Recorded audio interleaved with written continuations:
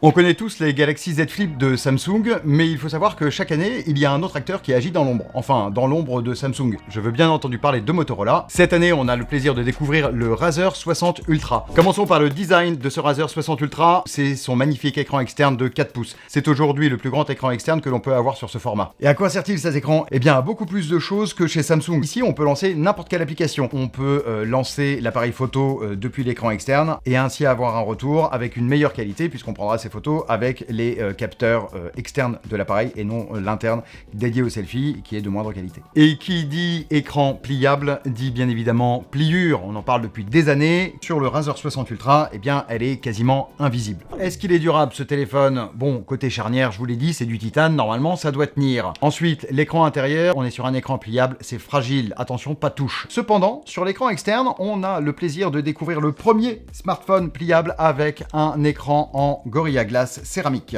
Un nouveau bouton sur un téléphone en 2025. Mais à quoi peut-il donc servir? Eh bien oui, comme toujours, à de l'intelligence artificielle.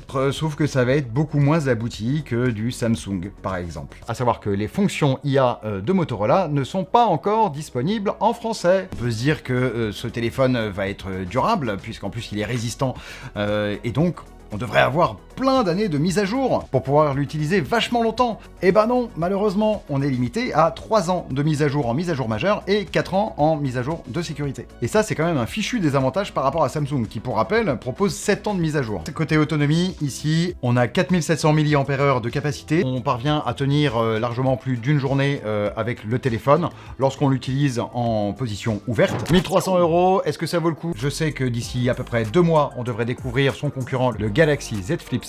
À ce moment, il sera temps de faire la comparaison et de voir lequel est le meilleur entre les deux.